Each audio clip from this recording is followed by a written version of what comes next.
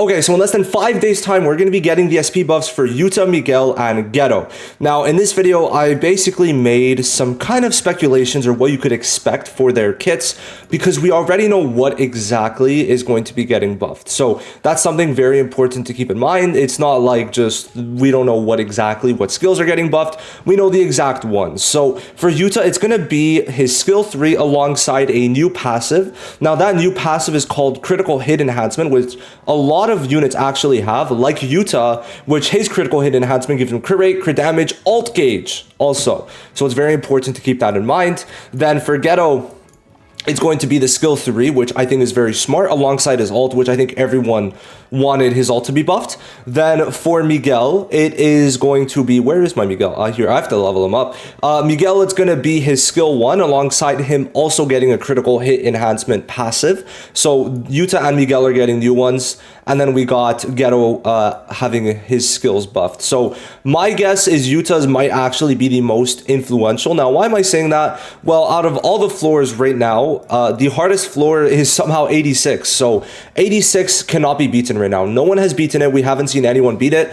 So right now the hard lock is 86, and consider 86, pause, goated anime. And because of the fact that, well, Yuta's in 5 days and people are stuck here, my guess is they're going to make Yuta specifically for 86 because it's a debuff floor, Jujutsu floor, right? So, like Yuta in this team would probably replace either Nanami or Dwayne Gojo. And, you know, we'll have to see. But I think this person has attempted it with a lot of different teams. And, like, it's very hard to beat. So, you know, it's going to be interesting to see how this goes. This boss must have a lot of HP too. So for 86, and look how much, like, actually, no, wait, sorry, this is the wrong one. But, you know, I don't think he posted the HP. So I'm not too sure what the HP pool is. But Yuta is definitely one that would be very important. So in this video, we're going to be checking out what I think we're going to be getting in terms of, like, buffed kits. So that's going to be on the 31st at 2 a.m. EST. We're going to be checking all their kits out. Going to do kit breakdowns first and all that. Now, before we get into it, what I think is very cool, though, is that we get one free daily pull on this Ghetto, Uta, and Miguel banner. So basically, in total, you're getting 30 free pulls for this banner. And considering these are limited units that are getting SP buffs, you could say that these are very high-value units and a very high-value banner. Miguel's probably going to be needed for the blue taijutsu floor. That's above floor 80. I think it's, I don't know, it's between 87 and 89, I think. Then we got Ghetto, who is going to be very good for pretty much anything, and we'll talk about why I think he's going to be very good. And Uta also, who I think can be very good. So let's just check here. I'm also going to have the wiki open so we could kind of look how it was and how their kit is. So it's kind of funny how pretty much every JJK0 unit is blue, right? Like everyone besides Red Uta, which is kind of crazy. So let's get into this. Okay, so for Ghetto, we have the skill 3 and the ult being buffed. Now, the skill 3 basically has okay damage. It's AoE. Increases damage received, and you get a damage boost for this attack the more CE you have, and that's it, right? So not horrible, but definitely not 2025 level in terms of what it does, right? So it's mainly only, I'm saying not 2025 level, because the max damage boost you get for the like team debuff is 90%, right? You can only have 90% up at a time, which 90% is lower than Momo's, so just gotta say that. So for the skill 3, what am I expecting? First of all, he's gonna have a higher base damage boost. So now he's gonna have base 50% damage boost on this attack, right? Up to 100%, that's not changing. And then also get a max increase at 40 cursed energy instead. Since it's not his passives getting buffed, we're gonna have to basically make it in other ways that he's kind of safe on cursed energy. And we also lower the CE cost by 5. That's my guess. Now, my thing also is it's gonna do more damage up to 400%. 400% is definitely within range in my opinion. Like, let's just look at Kamo. So Kamo, non-limited unit, by the way, is doing 280 while debuffing, while having permanent stat buffs and damage buffs, right? So I think 400% or something along those lines is definitely possible, especially because Ghetto is still like, it's still you're gonna need 40 crystal energy to get this max damage increase, but you know, we'll have to see how exactly that's gonna look. And then instead of a 30% max debuff, it's now a 50% max damage increase debuff. So it starts off at 30%. So the minimum is 30%, right? And then at max at 40 crystal energy, it's now gonna be a 50% damage increase debuff, which just at 150%, right? Because you could basically keep up 150% if the speculation is right, is gonna be higher than Momo, which is 140%. Right, so and Ghetto, because it's only 20 crystal energy, would be able to keep this up very consistently. You just have to be above 40 crystal energy. Now then, his ult, we added like there's not much that was added. I just kind of changed a couple things. So his ult now just gives a 100% damage boost outright, because before it was a 10% damage boost up to 100%. Now it's up to 200%. Oh no, whoops. I should have changed that. So is it really, wait, am I tweaking? Okay, I guess yeah. So I should probably do this. So yeah, okay. So because it started off at 100% and now it's going to 200%. So basically, this is going to be very strong already. Just a 200% damage boost is good for him. Max is 60 crystal energy because you're starting off, right, still at 100%, which is really high, and then go up to 200%. So I think 60 is safe, right? It's still a lot, but still. Now, the ult is going from 760 to 1300. 760 is such a low ult multiplier that even with all those buffs, it doesn't matter when it's fucking 760. And especially for debuff lures, well, the buffs are pretty much worthless anyway. So you want to have a high multiplier. And we brought that 30% Jujutsu buff to 50%, cannot be stacked. But now increase all enemies damage received by 50% for 4 turns. This means that even if you're using the skill 2, his goated skill 2, you're still going to be able to get a damage increase debuff for the team with this ult. And it's only 1363 for the ult gauge, so you're going to be able to chain that in very quickly overall. So yeah, I really do think that, you know, just this is enough, where a 50% also means that after ulting, and if you use the skill 3 times, you can get a 200% damage increase when you chain it with the ult. And I think just this is going to make Ghetto amazing. Even if you use only the skill 2 is very good. You can use skill 2 with the ult, which now does pretty much double the damage, technically even more, has a good debuff, and now you want to use it because I think what they should do and what they have to do is remove this. Remove the, like, lowering your own curse energy by 60. They have to remove this. Or if they don't remove it, maybe they just make this skill 3 cost fucking nothing. I don't know. They just have to do something to make it so you don't lose 60 curse energy. That's wild.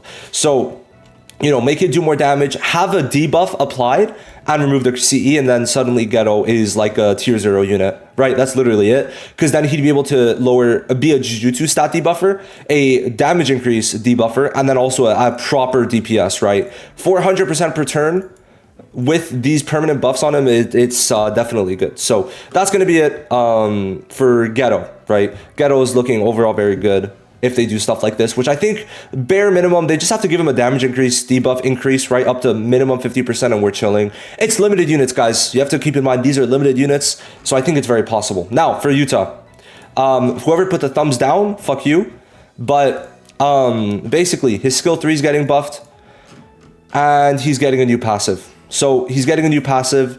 Like I said, it's like Blue Yuta. Blue Yuta's passive gives him crit, gives him crit damage, and ult gauge. So basically, whole new passive, but we're gonna start with the skill 3. So before it did 140 taijutsu, 180 taijutsu, 190 jujutsu, and 260 jujutsu. I'm just saying, make it a bit higher, make it a total of 700% jujutsu and 500% taijutsu. 1200%, you know, is very high.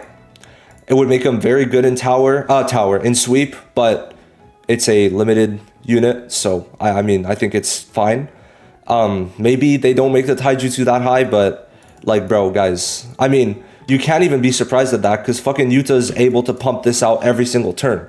He's able to pump this out every single turn, 960% with a debuff, with the crit damage. Like, it's not even that surprising anymore. And then like this this red Yuta doesn't have the stat buffs that blue Yuta has. So it's like, this isn't even that wild anymore, which is crazy. But still 1200% all skill 3. Also lowering the CE cost because 30 CE is very high. And now, new, increase the selected enemy's damage received by 30% for 4 turns. So you're going to be able to max that out at 120% damage increase. Maybe they want to make it higher, but I think this is fine because he's also a healer, a DPS, and now he'd be a debuffer. And also put their break damage because I really feel like if they're buffing him right after blue Yuta's getting a buff, I think we're going to get some stuff from blue Yuta, and blue Yuta has a break damage increase. So even if it's only 40% at one time, we also have Red Nanami, which puts break damage, so keep that in mind. Also, maybe increase the crit chance for the skill 3, since he has a new critical enhancement passive, which, keep in mind, there's actually a lot of units with this crit enhancement passive. We have Teen Nanami, we have Jogo, we have, we have Yuta. Do we have anyone else in blue? I don't think so. I could be forgetting. We have Nanami, we have Kusakabe. I feel like there's someone else, but you know, there's a decent amount that they're doing, and they could be different for everyone. But I think giving 200 alt gauge per turn is fine. Why is that? Well, basically, the biggest complaint that people have with Yuta is the cooldown, which 4 turns, very long, right? There's 3 full turn, like 3 turns while being active that you can't build ult in. With a 1558 alt gauge is pretty rough, right? So just make him get ult quicker outside of lowering the cooldown. If he gets a crit hit, 200 alt gauge per turn. And if you're really feeling it, just run this. If you have it, of course, just run this, right? Suddenly, you're getting 400 alt gauge per crit. And suddenly, Yuta isn't really struggling anymore. I think that would be enough. I think that would be enough. Also get crit rate to make it easier every time. Get a Jujutsu and Taijutsu buff, and then get 5 cursed energy. So we lower the skill 3 cost, we get 5 cursed energy, which makes it easier to debuff. And then afterwards, because it's easier to debuff, you're going to be able to let the team do more damage, make you do more damage. And then because you can use this more, it's 4 hits, which means you have a good chance to crit, right? I think it's only 40% crit rate. 50 and 40. So it's like, it's not that crazy, but you know, this usually the crit enhancement passive always gives crit rate usually. So it's going to be easier after getting 1 crit. And then you get some more damage here, which is going to be huge for him. And then his ult's going to be a lot easier to get. Sure, we still have the cooldown, but it doesn't matter as much when you're getting like 500 to 600 alt gauge per turn, and you could build up your ult in 3 turns afterwards. So it's like in tower now, I think now he could probably ult like 2 or 3 times in tower. Maybe after the buff, he could ult like 5 or 6 times, which I think is going to be a way better like buff for him. So, you know, you have to keep that in mind. With this cursed energy and this lower, it should be doable. And I just think he needs a bit more damage. And he's going to be good. Like 700% Jujutsu alongside everything he's got. And then these extra buffs, right? All this good stuff is looking pretty good. So, you know, that's my thoughts on it. Let me know what you think. I think making him a debuffer alongside a DPS and a healer would be insane. Now then, for Miguel, they're very straightforward.